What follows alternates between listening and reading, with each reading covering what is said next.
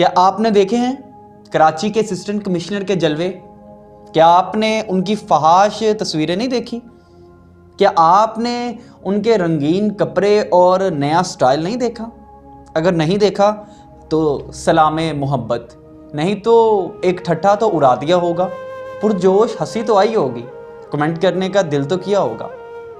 آج ہمارا سب سے بڑا مسئلہ یہ ہے کہ ہم سمجھتے ہیں کہ دنیا جہاں تک ہم دیکھتے ہیں بس وہی ہے، اس سے آگے دنیا ہی نہیں ہے۔ بحیثیت قوم معذرت کے ساتھ ہم میں برداشت تھوڑی کم ہے۔ دنیا ہمارے کنویں سے آگے بھی ہے، جس میں ہم سے الگ سوچ رکھنے والے، ہم سے الگ کپڑے پہننے والے، ہم سے زیادہ ذہین فتین لوگ بھی موجود ہیں۔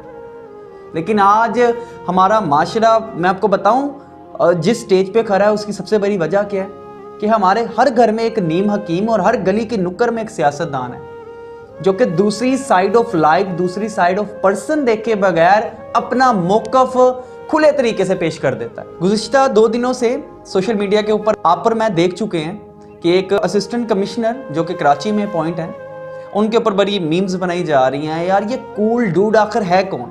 تو میں آپ کو اس کی ہسٹری بتاتا ہوں، ذرا غور سے سنیے گا اگر آپ میں برداشت ہے تو۔ اس بندے کا نام حازم، جو کہ 30 دسمبر 1993 کو پیدا ہوا۔ والدہ فیروز اکبر کا تعلق عراق سے، جو کہ ایک آرکیٹیکٹ ہیں، اور والد اکبر پاکستان میں پولیس جنرل کے خدمات سر انجام دے چکا ہے۔ اور یہ بندہ جو کہ آج اسسٹنٹ کمشنر ہے اور جس کا ہماری قوم مذاق اڑا رہی ہے، اس نے لندن سے سب سے پہلے فیشن ڈیزائننگ میں ڈگری حاصل کی اور اس کے بعد دوسری ڈگری LLB میں حاصل کی۔ اسے لکھنے کا بھی بہت شوق تھا اور بہت سے مشہور گلوکاروں کے لیے اس نے بہت سے گانے بھی لکھے۔ اس نے نومبر 2019 میں اپنا پہلا ٹریک جاری کیا جو کہ جنوبی کوریا، مصر، ہنگری، بھارت میں ٹاپ 1 سے ٹاپ 5 تک رینک کرتا رہا اور یہ بین الاقوامی چارٹ پر پہلا پاکستانی گلوکار بن گیا۔ ابھی مزید سنیے، اس شہرت کے بعد یہ بندہ 3 بڑی کمپنیوں کا چہرہ امبیسڈر بن گیا۔ اور سب سے بڑی بات جو کہ ٹرولرز کو شاید یہاں پہ ہضم نہ ہو، یہ بندہ اس ٹائم حازم فاؤنڈیشن کے نام سے ایک بہت بڑی چیریٹی چلا رہا ہے۔ ایک انٹرویو میں اس بندے نے بتایا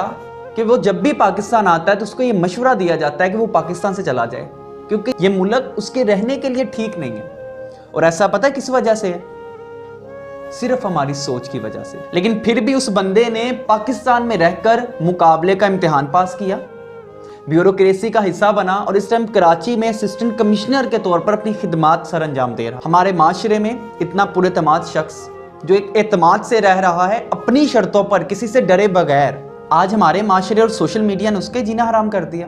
اور میری یہ بات یہاں پہ ایک نوٹ کر لیجئے گا، میرے پوائنٹ آف ویو سے یہ تعیناتی بہت کارگر ثابت ہوگی، کیونکہ ایسے لوگ بہت رحم دل ہوتے ہیں۔ اور معذرت کے ساتھ اگر پھر بھی کسی کو کوئی تکلیف ہے، اگر پھر بھی کسی کا کوئی ایشو ہے، تو اس کو چاہیے کہ سروسز کے امتحان پاس کرے اور میدان میں آئے۔ گھر بیٹھ کر باتیں تو کوئی بھی کر سکتا ہے۔